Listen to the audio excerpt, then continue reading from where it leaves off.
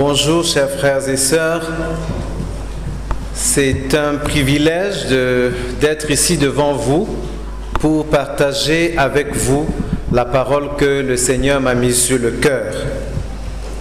C'est un privilège et c'est un plaisir et comme vous le savez, nous sommes dans la série sur être cohérent. Être cohérent est le titre du message que le Seigneur m'a mis sur le cœur aujourd'hui, c'est « Que ferons-nous » ? Que ferons-nous ? Ou encore, si vous le voulez, « Que dois-je faire » ? Ou encore, « Que devons-nous faire » ?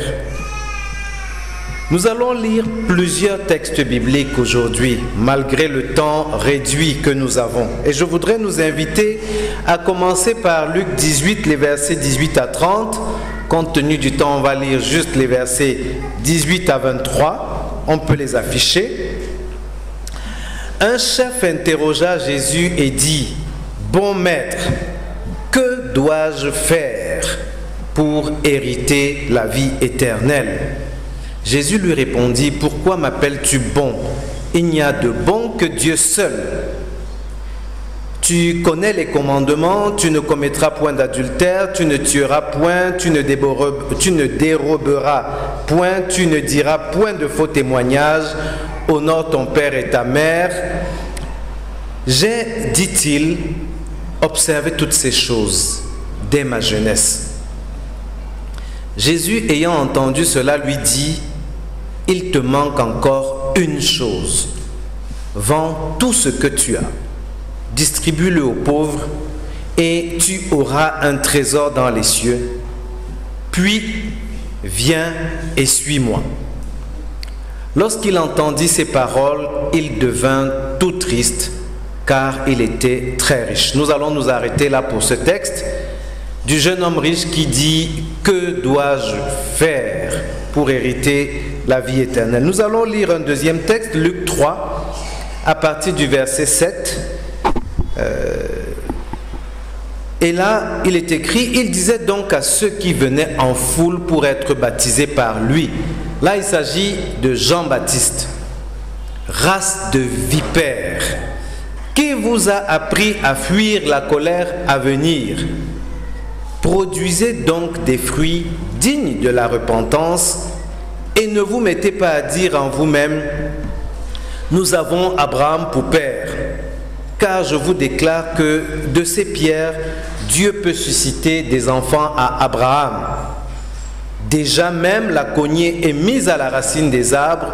Tout arbre donc qui ne produit pas de bons fruits sera coupé et jeté au feu. » La foule l'interrogeait, disant, « Que devons-nous donc faire ?»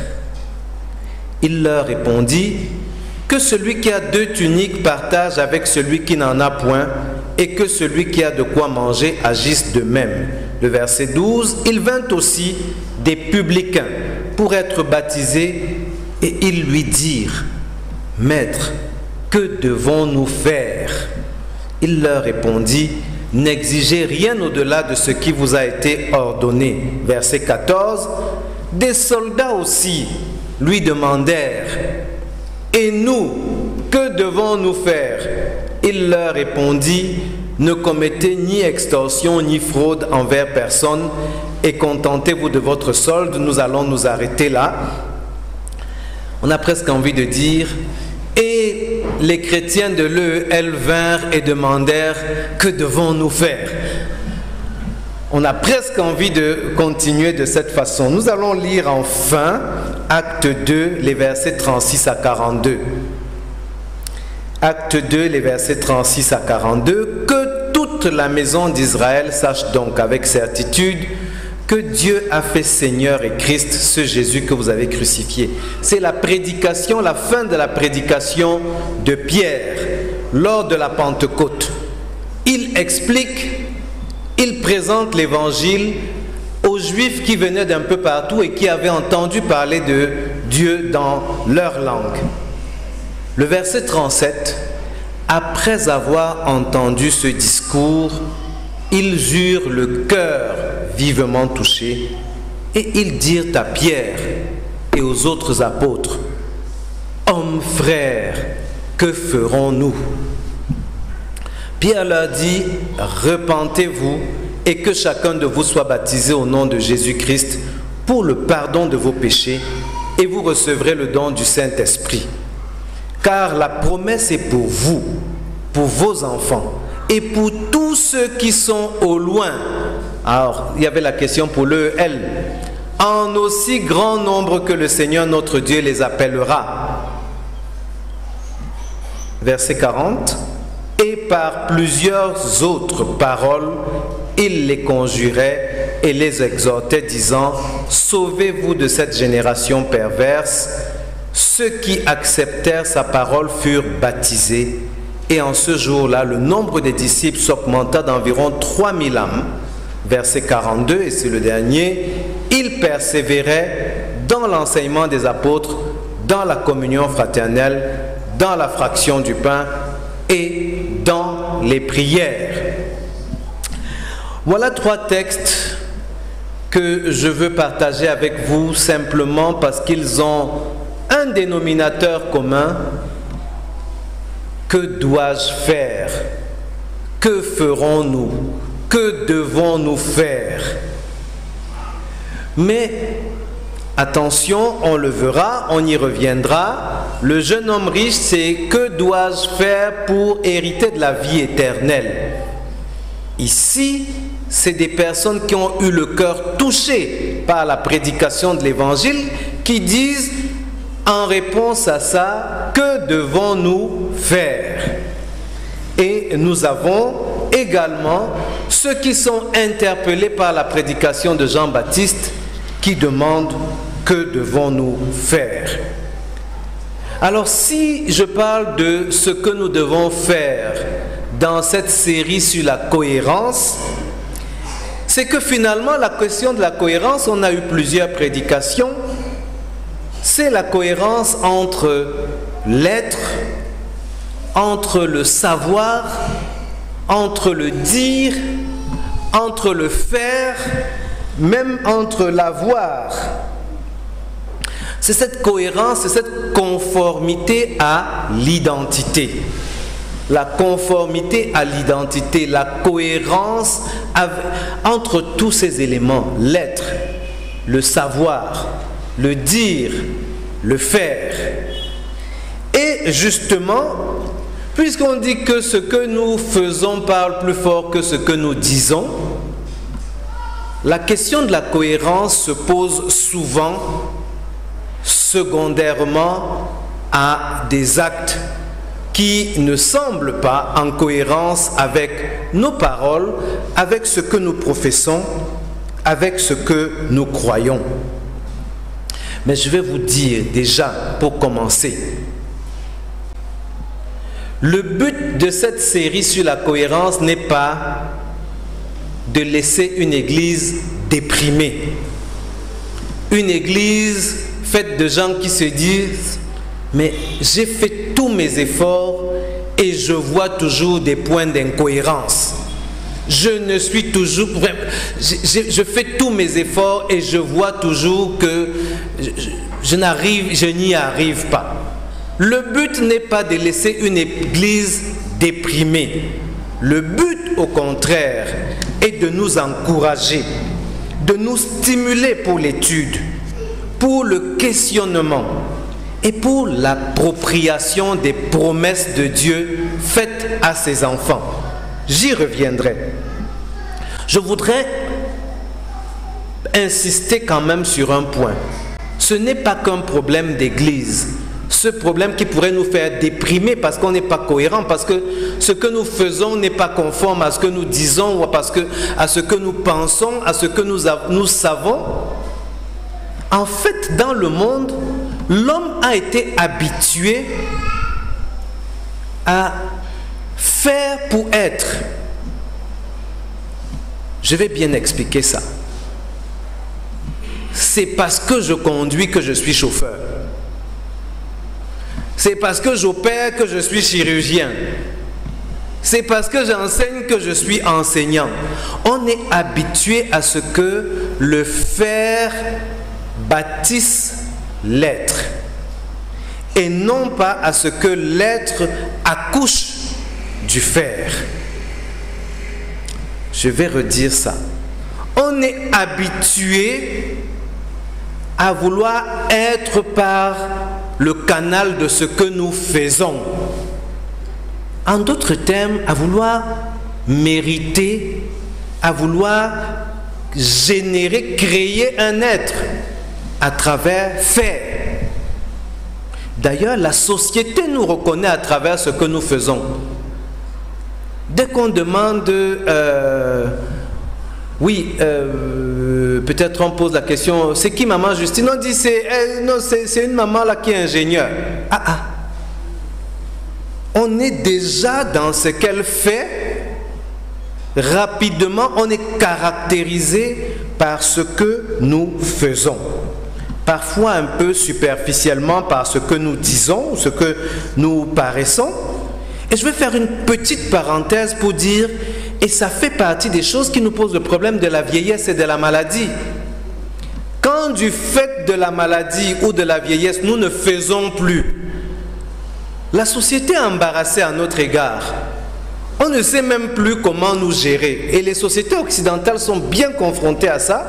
Et nous sommes silencieusement confrontés à ça, avec nos vieux et nos malades que nous cachons bien, parce que ils ne font plus. Et la question de est-ce qu'ils sont commence à se poser, même pour notre société. Mais je referme vite cette parenthèse. Oui, vous allez me dire, la Bible dit qu'on reconnaît l'arbre à ses fruits. Mais la Bible dit aussi que l'arbre donne son fruit en sa saison.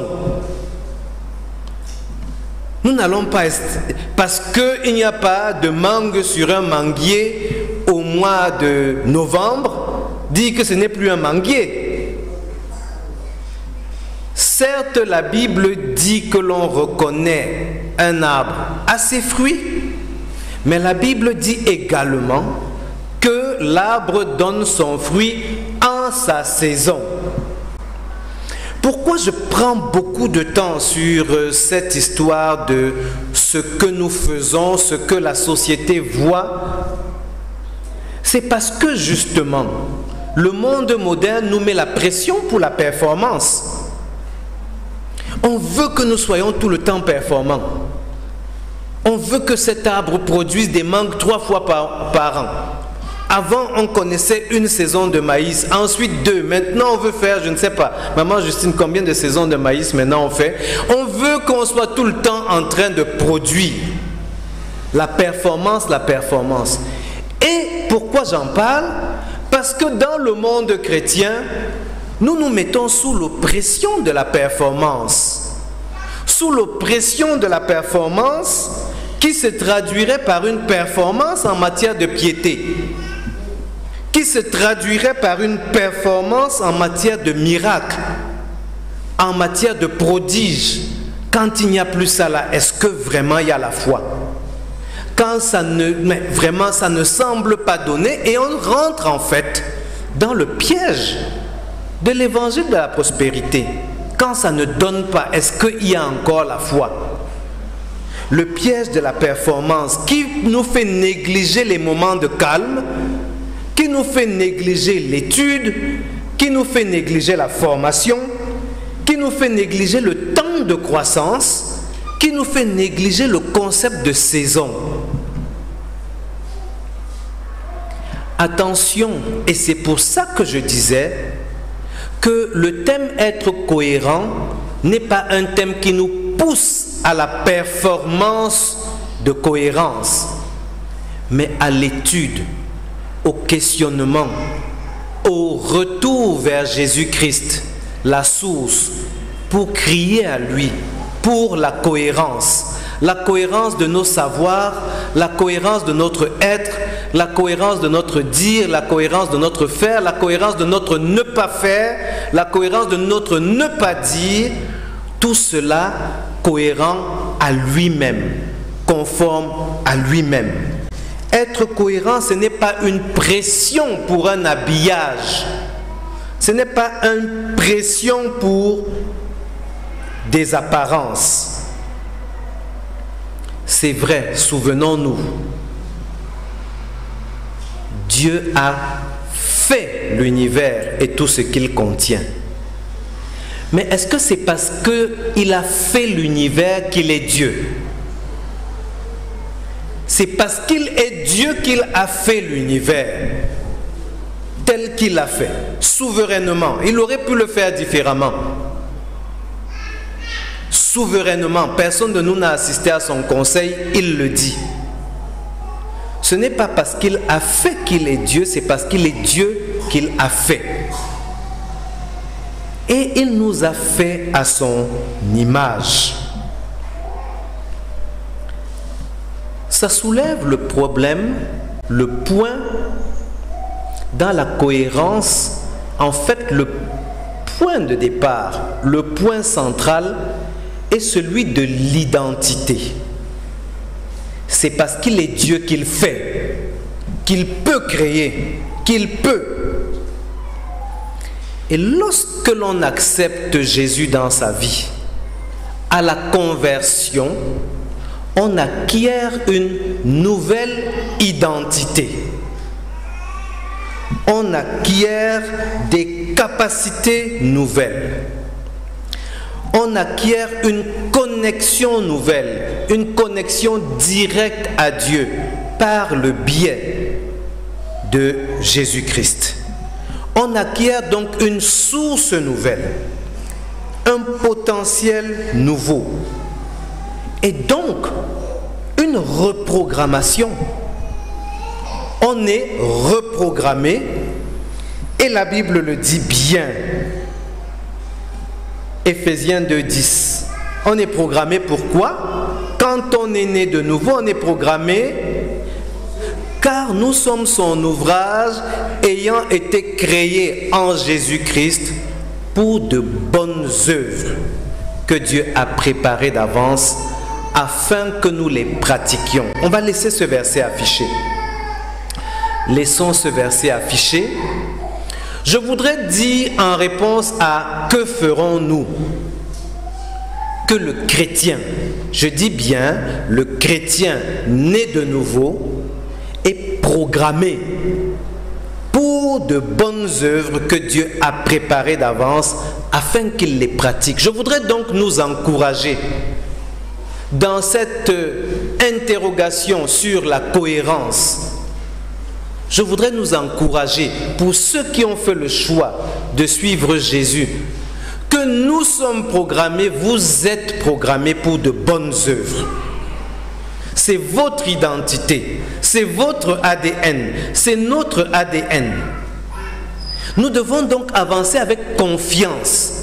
Lui qui nous a rachetés par son sang, lui qui nous a appelés, qui nous a rendus sensibles à son appel, est celui qui nous a programmés pour de bonnes œuvres.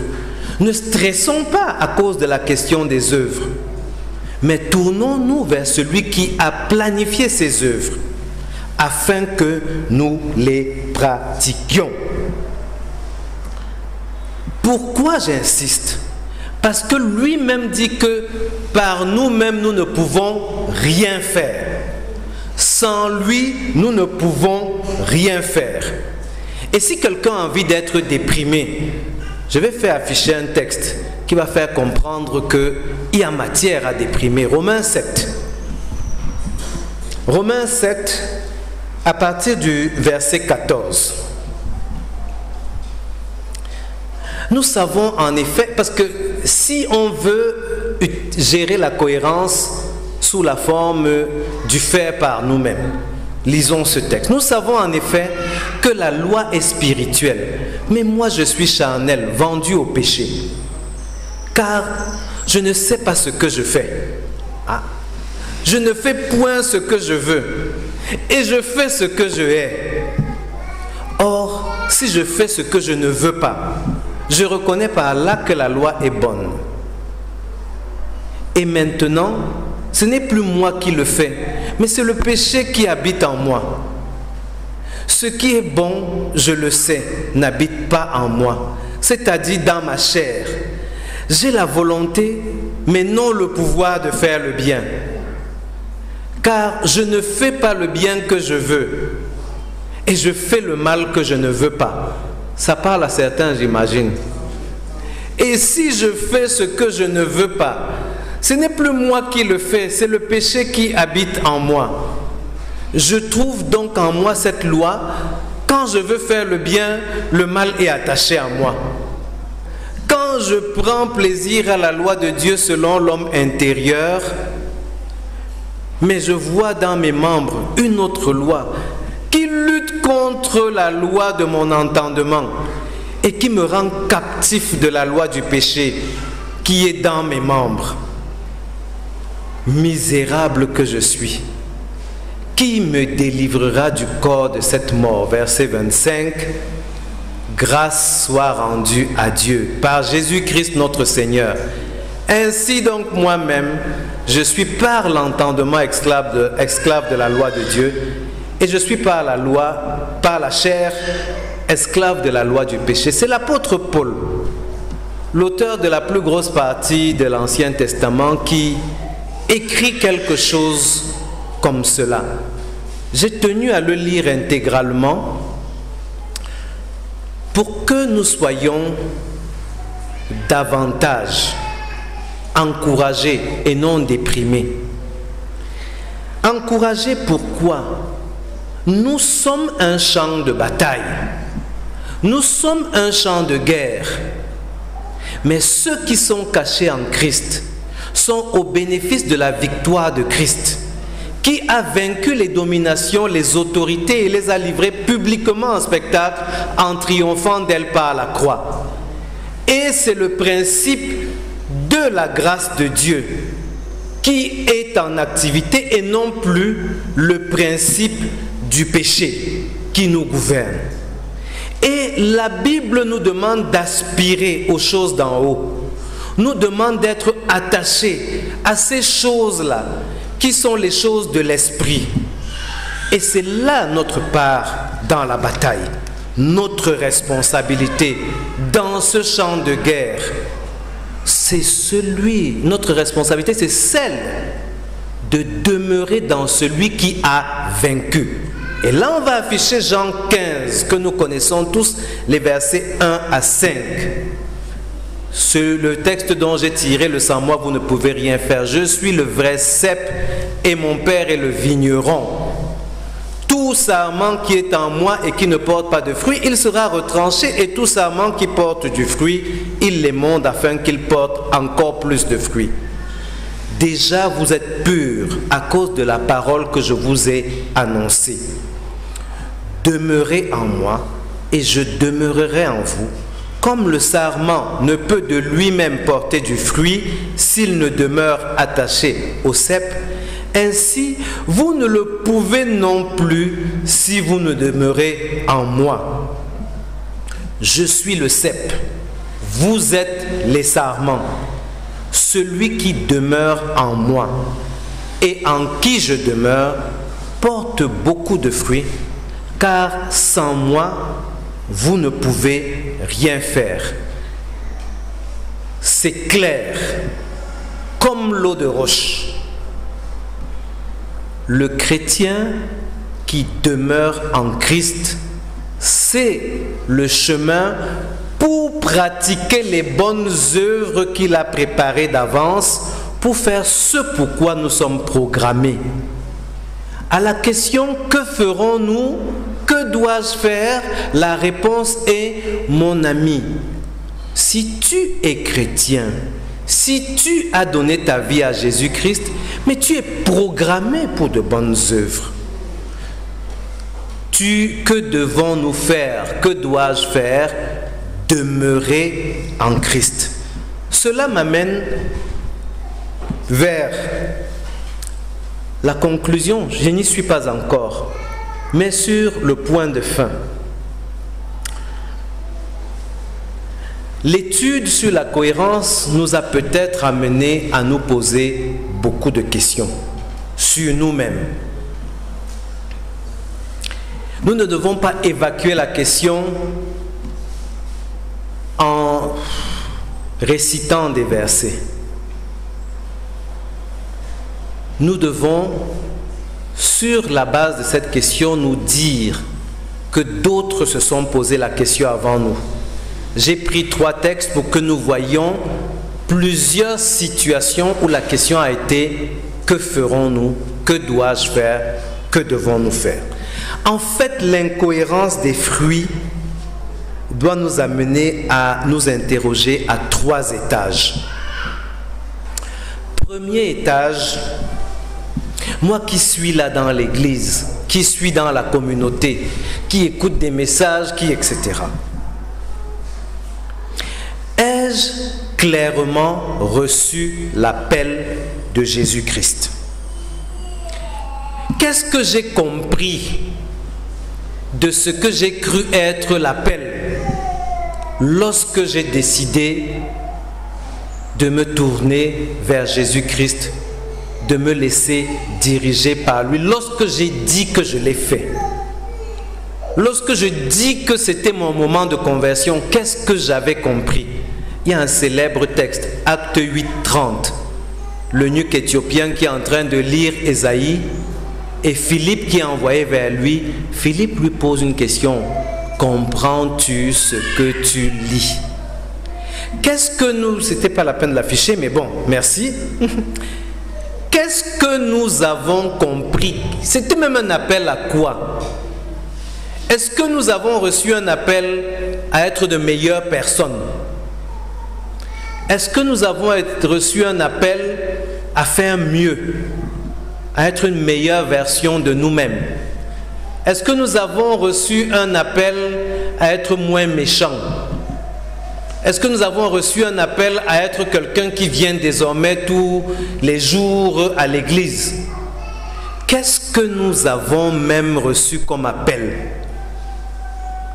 Avons-nous entendu Jésus nous dire que la solution à ce que nous sommes et ce que nous ne parvenons pas à être, c'est lui, la solution de notre séparation avec Dieu, de notre incapacité à être en paix avec Dieu? C'est le don de nous-mêmes, l'abandon de nous-mêmes, plus que le don, l'abandon de nous-mêmes à Jésus-Christ, la résolution de ne plus essayer par nous-mêmes.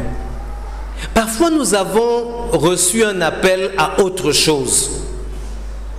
Si nous nous trouvons dans l'incohérence, disons-nous, c'était même quoi l'appel?